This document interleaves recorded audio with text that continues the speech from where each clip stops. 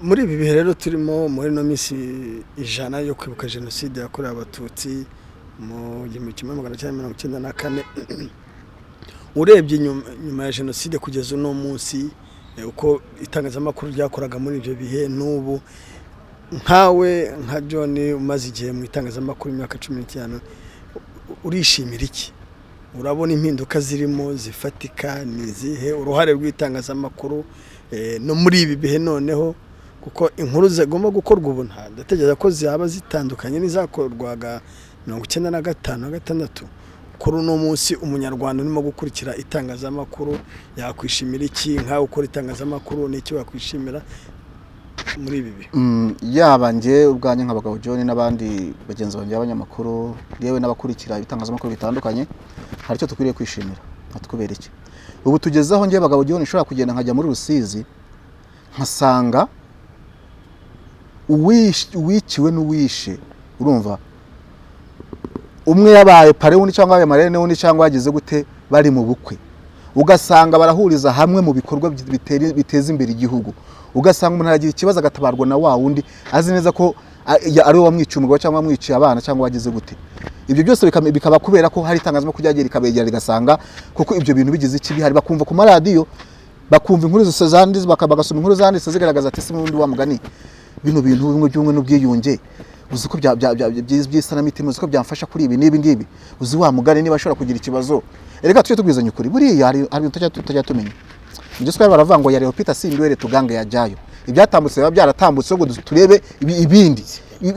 ni ibihe n'ukuri ngo ese ngewe koko nkunda gutanga urugero famiye yo mu rugo kwa famiye ya papa bari bagizwe n'uture icyahoze ari amakomine, komine Gishita, komine Rwamatamo na komine niye numva zari komine Bwakira bwishyura ngira ngo komine 3 sai imiryango ya famiye iwabo wa papa. Ariko nk'ibyo byose baramenyeshejwe bari muri icyo gihe 5 na kangahe 7 na kangahe byose bagenda gutyo ku buryo nakubwira ngo ubu ngubu famiye ya papa ni wenyine usigaye wenyine papa, urumva mu myaka 94 yifiti ni wenyine, famiye wa mama ni mama wenyine usigaye. So wibaze ubwo buzima ku buryo ngiye bagabo ntavuga ngo ndajya kwa data wacu ndajya kwa mama wacu ndajya kwa nde, nta famiye ari bakuru banje hari barabo tuvukana muri make n'imiryango bashatse musitu, urumva mu gihe undi avuga ati ndajya hano ninjye uburengazo abantu bagiye kwa data wacu ninjye amajyaruguru n'abagiye kwa mama wacu ninjye. So urumva rero nibyo shatse kukubwira kujya gutekereza ibyo byose bikomeza n'ubundi kugira iki kukwica muri wa mutima. Ariko iyo maze kumenya kavuga ati n'undi ibintu byararangiye n'undi sinenda kubabona barapfuye n'ubundi kuki ntabana n'aba ngaba tukabana amahoro tugakomeza ubuzima kandi twubaka igihugu. Ibi byabaye nyine byarabaye nta kintu twabikoraho, amateka nico avuga, amateka avuga ibintu byabaye ukabyumva ibyo wabonye ibyo wabwiwe ariko bikagira iki bikagufasha kugira iki ejo hazaza. None niba rero navuga ati ibyo nishimira cyangwa se n'abanyamakuru bagenzi banje muri rusange n'abatura Rwanda no kwishimira kumva ngo ubu ngubu dugeze mu itangazamakuru rikora ibyiza izo mpande ebyiri zose ari uwiciwe n'uwishe bashobora guhuriza mu iterambere ry'igihugu, tugahurira mu muganda wubaka igihugu, tukabura muri gahunda za leta zitandukanye, tugahurira amatora umuntu akiyamaza agatorwa atari kuvuga ngo baratora umuntu umwe gusa n'urugero cyangwa barajya kuvuga ngo baratora bashingiye kuri runaka kureba runaka byose ukavuze ngo byarangiye. Mwajya mu rusengero ukavuze ngo mugiye gusenga atari kuvuga ngo abangaba ngo niba cyava muri jenoside bitaratangira kugira ubukana hari abagendaga ngo niba ari nk'umuhutu ugiye kwigisha abatutsi bagasohoka kubera bumvaga batari bufashwe cyangwa abone bari umututsi ugiye kwigisha abatutsi bagasohoka kubera batari bufashwe n'abantu bagenda babivugaho byagiye bose. Urumva ni kuvuga ngo niba abantu bari muri ibyo bihe niyo twatugeza aho ugenda ukajya mu materaniro ukajya he ukabora mwese mu rumwe muri isanzuye. So urumva ko tugeza ahantu umuntu akwiye kwishimira no gushyingirana kandi gushyingirana nicyo kintu gikomeye. Kurumva n'abantu kugira ngo nabyumve neza nigeze ntangira mvuga ko wasangaga umuntu yica umugore cyangwa yica umugabo ngo nuko badahuje badahuje amoko. None ubu noneho barashyingirana kandi ugasanga ubukwe cyangwa ibirori byose ababigizemo uruhare n'abo bantu babiri wiciwe n'uwishe cyangwa wagize uruhare muri jenoside. So urumva rero ni ibintu umuntu akwiriye kwishimira. Ibyo byose byabaye kubera itangazamakuru ryagendaga ryerekana ati dore Rwanda aho tugeze, twavuye kuri ibi tugeze kuri ibi, tuvuye kuri ibi bigera kuri ibi, kandi bakajya babyumva nka politiki. Ese ibintu byose iyo babivuze uhita uvuga ngo biyo ni politiki. Muri se politiki ni iki? Ubundi ikintu kibaye cyiza kikaba politiki cyaba kintwaye iki? No yasa kugira ngo kibe kibi noneho uri uragira ngo iyo haza kuza kuba politiki yo kumvikana no kubana neza na politiki yo kwica, politiki yabaye nziza ni muri izo politiki ebyiri. Yego urambaza nk'umunyamakuru ariko numva politiki nziza niyo kubana neza, nta politiki nziza abayo kwica abantu. politiki niyo kubanisha abantu bakaba mu bumwe, bakaba mu buryo abantu bumva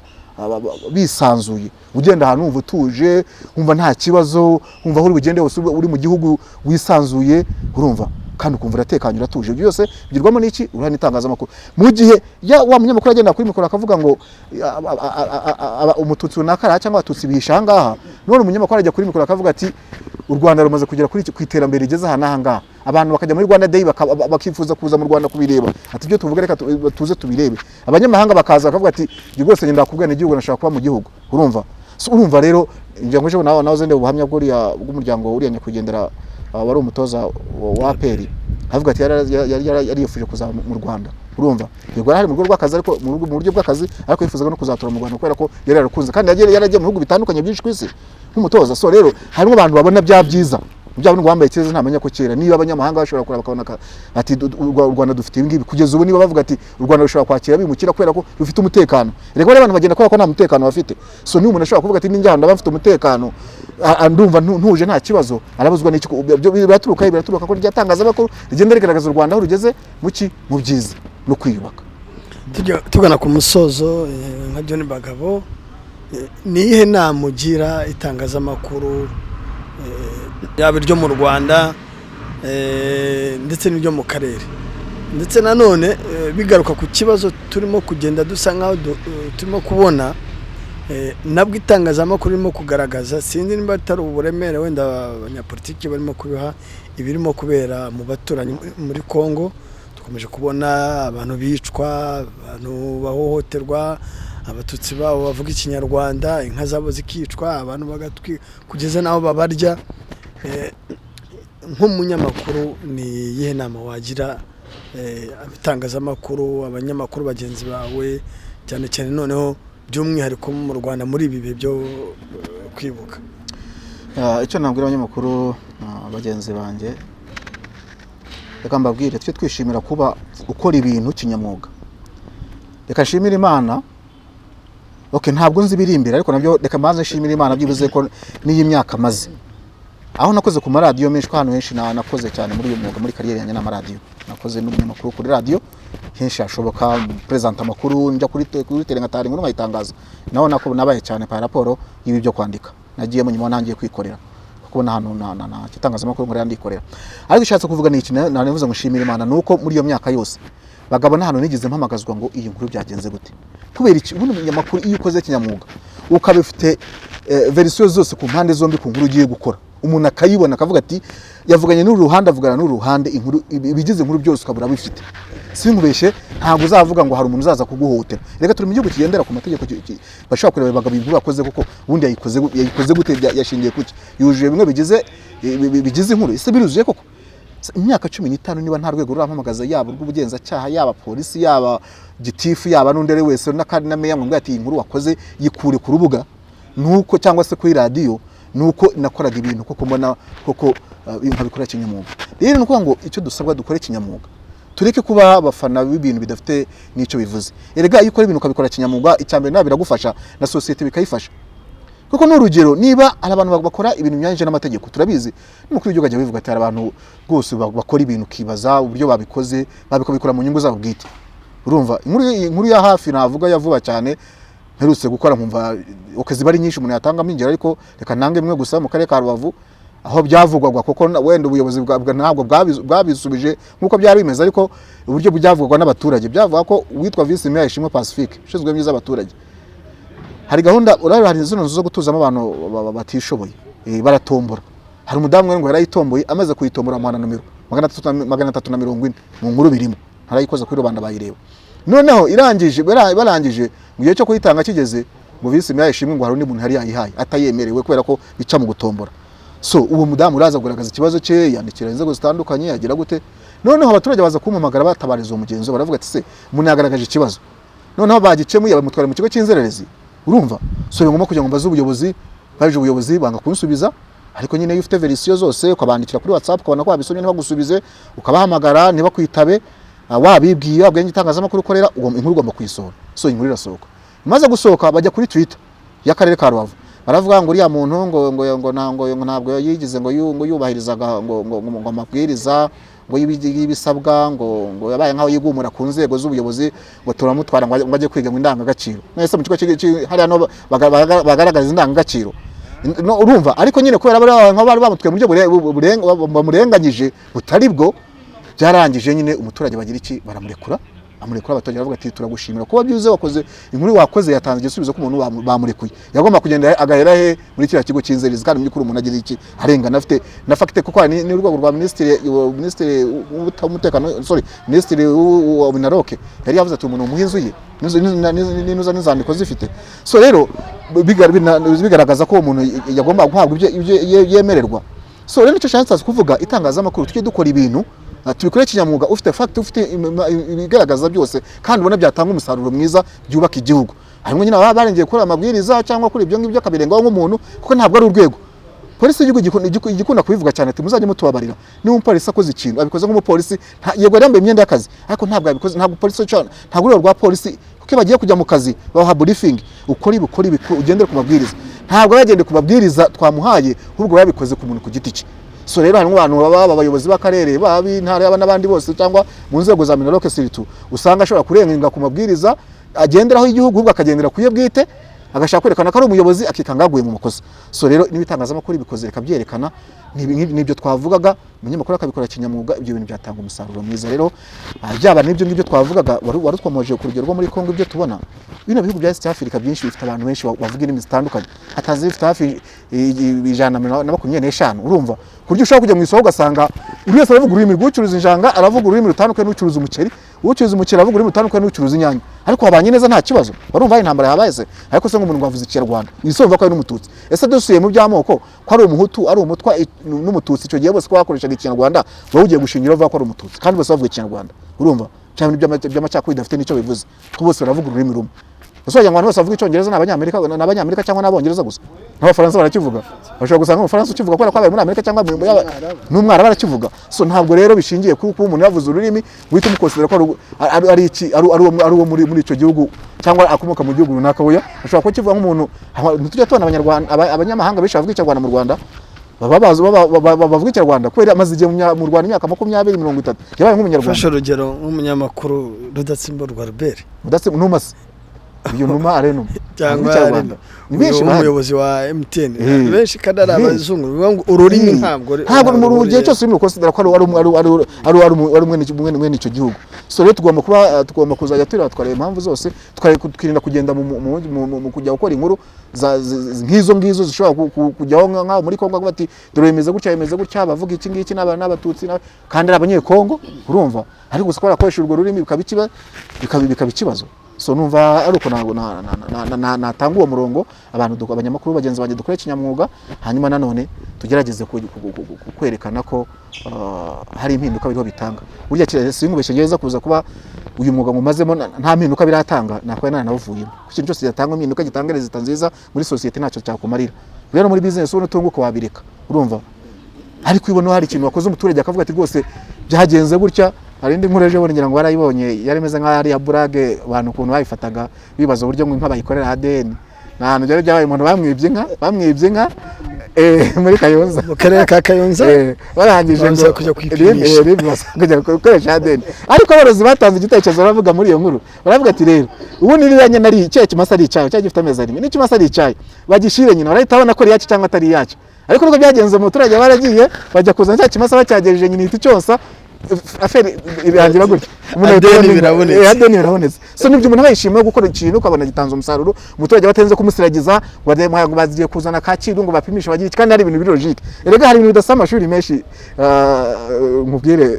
se hari ibintu bidasaba amashuri bisaba gusa gutekereza niba baroza bwa ibintu bikoze gutya birakunda kandi ko bakabikora bigakunda yiza kuza kubitari yayo baraye kwisa umugeri kago nkiriya bigahita bigaragara ko atari yayo abantu abahorozi barabizi so rero nibyo umuntu abayifuza gukora ibintu muri kariyeri akavuga ati nakoze bino bintu bitanga umusaruro umeze gutya abaturage barabyishimira nanjye ubwanjye nkumva ndi fier yuko umuntu yabonye ibyo agomba kubona kandi mu mahoro bikanshimisha. John Bagabo urakoze ariko uri murasaza mu itangazamakuru cyane mu 15 ku myaka urakura kandi nabwo ikiza cyuye mu bwa umuntu arakora kageza kuri finale ariko ndashaka kugaruka kuri bantu bacu muri no minsi umuntu arabyuka agakora YouTube channel no munsi umuntu arabyuka agakora website no munsi umuntu arabyuka akajya muri ibyo byose niyo nagarukaga inama wagira urubyiruko rugenzi rwacu yewe dufite na bamwe mu banyamakuru navuga ngo babaye ibigwari navuga ngo basa nkaho bakibyina intero yo ku bwa leta ya Habyarimana bishoye cyangwa se bashatse kuyigobya amateka ngira ngo urabazi harimo babicahaga bakomeje kuvugwa n'abandi bita abanyamakuru abo bantu urabavugaho ikibazo urabagiraho iyi nama uriya rero nigeze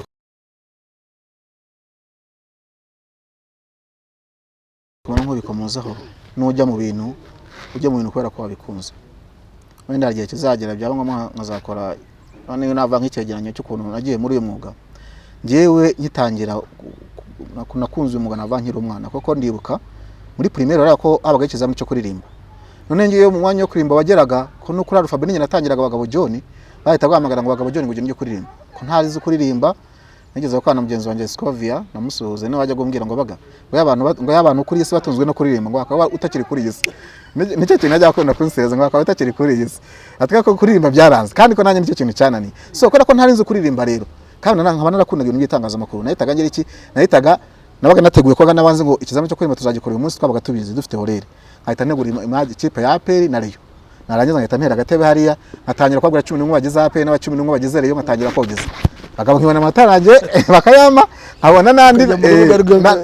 nkahita mu rubuga rw'imikino make nkayogeza rwose kubera gukunda iki itangazamakuru so nibyo navugaga nabikuriyemo gutyo mbikuriramo gutyo ndibuka uwa kane wa gatanu wa gatandatu niga ntare basazuba nagiye gukora stage kuri Radio Izuba nkimara umugabo wakoraga ikintu cyo kwa gatandatu no ku cyumweru hagenda akantumira nk'umutumirwa kuryo narangije imyaka 3 namaze ku munyamakuru no kuyobora ikiganiro byose namaze kumenya mikoro urumva bishatse kuvuga iki rero iyo ukunze ibintu ukareba n'umuntu wireferaho wakoze ibintu bizima kuko nkanjye roro modobanye nakundaga cyane Tisane Mbangukira arabizi nagize amahirwe aza no kumbera chief editor kuri Radio Izuba uyu munsi nibwo nashize akantu kuri Radio Izuba mvuga ati imyaka n'ubusi 10 irihiritse nshimira na Tisane Mbangukira ajyamba hafi mu kumeza kariyeri yanjye so iyo wirefera ku muntu runaka umubonaho ibyiza yakoze ukamukunda ugakora ibintu bikurimo biba byiza ikibazo ni iki ikibazo barumuna bacu muri iki gihe araza ngo aze guhitinga numva ikibazo dufite ndaje nje kuri mikoro meeting banyumve batangire guhamagara ngo nirengo runaka ngo ahanatiye mu gipangu najya ku kazi umuze kunkurikira ngo mushire kuri radio ngo ngiye kuvuga arigiye kuvuga ikizi ngiye kuvuga gusa kugira ngo baze kumwumva ariko mu by'ukuri wabaye wateguye ibintu byawe ukabikora neza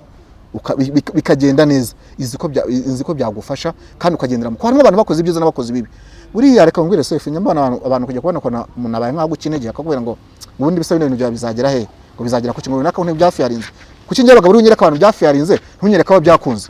kubera iki wowe nyereka abo byakunze kandi barahari winyereka abo byafiyarinze ari impamvu byafiyarinze ntabwo mbizi urumva wenda bijanditse muri ibyo ngibyo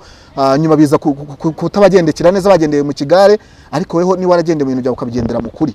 ukabigendera mu byo wumva ukeneye kuko biguha umurongo bigufasha nibyo nakubwiye ngo ati ndashima Imana kuba iyo myaka yose ntarwego namwe rwigize runumiza ngo wakoze muri inyuranye na kinyamwuga yaba na RMC ituyobora iduhagara mu rwego rw'itangazamakuru yaba ARG nta namwe bagabo ndatumizwa so bishatse kuvuga iki iyo wakoze ibintu ukabikora kinyamwuga uko byamera kose bitanga iki bitanga umusaruro abari umuntu bacu rero bari bajya muri uyu mwuga n'abazawuzamo n'abawurimo ukore kinyamwuga